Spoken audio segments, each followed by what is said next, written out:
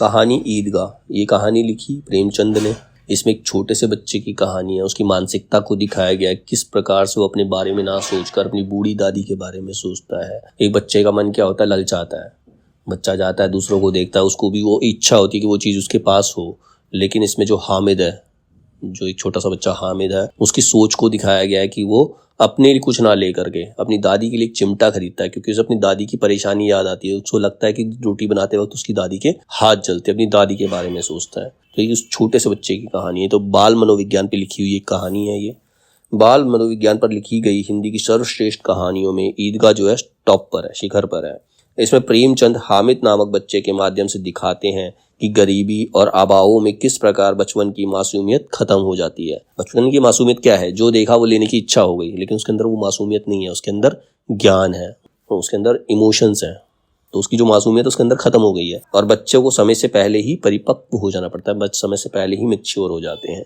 पात्र जो है इसमें 4-5 वर्षीय एक अनाथ बच्चा है जिसके माता पिता नहीं है, हामिद, और उसकी बूढ़ी दादी है अमीना।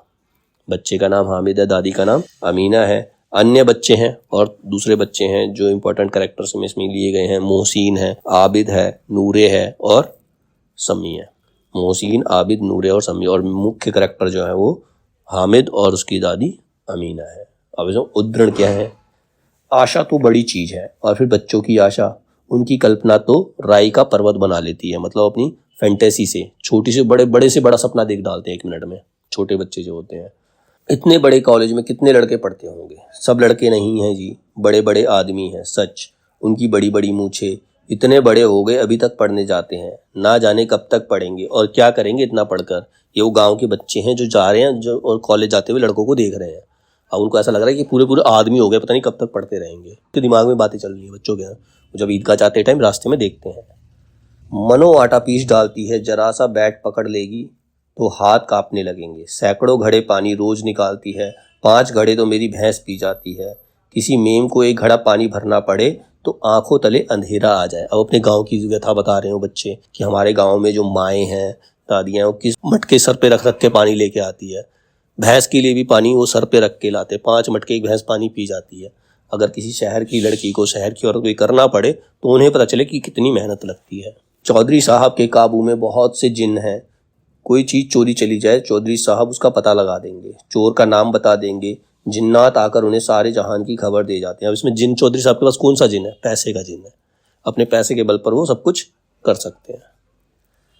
मोहसिन ने प्रतिवाद किया, यह कांस्टेबल पहरा देते हैं, तभी तुम बहुत जानते हो अजीहरत, यह चोरी करते हैं। शहर के जितने चोर डाकू हैं सब इनसे मिले रहते हैं। रात को ये लोग चोरों से तो कहते हैं चोरी करो, आप दूसरे मोहल्ले में जाकर जागते रहो।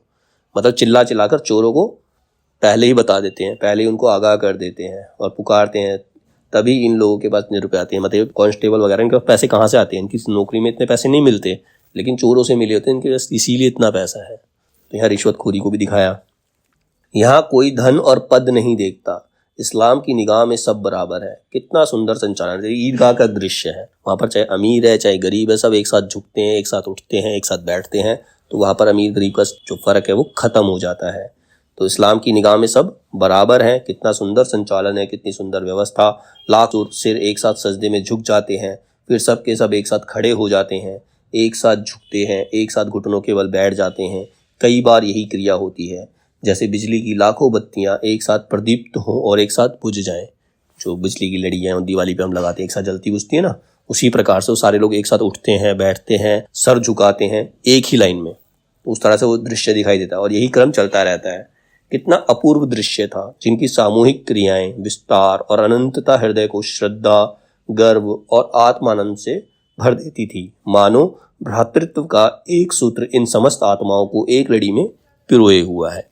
फिर है, हामिद खिलौनों की निंदा करता है क्योंकि वो उनको अफोर्ड नहीं कर सकता, और फिर उसके अंदर क्या होता है, मैच्योरिटी का भाव जागता है। तो वो बताता है कि इससे फ़ायदा ही क्या है इसको लेने से, तो उन खिलौनों की क्या निंदा ही करता है। वो मिट्टी के ही तो हैं, गिरे तो चकनाचूर हो जाएं, लेकिन ललचाई हुई आंखों से खिलौनों को देख भी रहा है और चाहता है कि जरा देर के लिए हाथ में ले पाए, वो ले सकता उन्हें। उसके हाथ अनायास ही लपकते हैं, लेकिन लड़के इतने त्यागी नहीं होते, विशेषकर जब अपनी अभी नया शौक हो। मतलब जो छोटे बच्चे होते हैं उनका कोई नया शौक होता है, उन्हें जो कोई चीज़ मिलती है तो वो उसको बांटने की कोशिश नहीं करते, वो किसी को देने को राजी नहीं होते, वो दिखाते कि हाँ ये मेरे पास है। ठीक है। हामिद लोहे की दुकान पर रुक जाता है। कई चिमटे रखे हुए थे। उसे ख्याल आया दादी के पास चिमटा नहीं है। तवे से रोटियां उतारती है तो हाथ जल जाता है। अगर वह चिमटा लेकर दादी को दे दे तो वो कितना खुश होंगी, कितना प्रसन्न होंगी। फिर उनकी उंगलियां कभी नहीं जलेंगी। घर में एक काम की चीज हो जाएगी। खिलौने से क्या फायदा, व्यर्थ में पैसे खराब होते हैं। तो ये उसकी मैच्योरिटी लेवल को दिखाया इसमें। यहाँ पर एक बच्चा कितना सोच सकता है। चिमटा कितने काम की चीज है। रोटियां तवे से उतार लो, चूल्हे में सेक लो। कोई आग मांगने आए तो चटपट चूल्हे से आग निकाल कर उसे दे दो। अम्मा बेचारी को कहाँ फुर्सत है कि बाजार आए, और इतने पैसे कहाँ मिलते हैं, रोज हाथ जला लेती है। अम्मा चिमटा देखते ही दौड़कर मेरे हाथों में से ले लेगी और कहेगी मेरा बच्चा अम्मा के लिए चिमटा लाया है, कितना अच्छा लड़का है। इन लोगों के खिलौने पर कौन इन्हें दुआएं देगा। बड़ों की दुआएं सीधे अल्लाह के दरबार में पहुंचती है और तुरंत सुनी जाती है। मेरे पास पैसे नहीं हैं, तभी तो मोहसिन और महमूद यूं मिजाज दिखाते हैं। मैं भी इनसे मिजाज दिखाऊंगा। खेले खिलौने और खाए मिठाइयाँ, मैं नहीं खेलता खिलौने। किसी का मिजाज क्यों सहूं, मैं गरीब सही, किसी से कुछ मांगने तो नहीं जाता।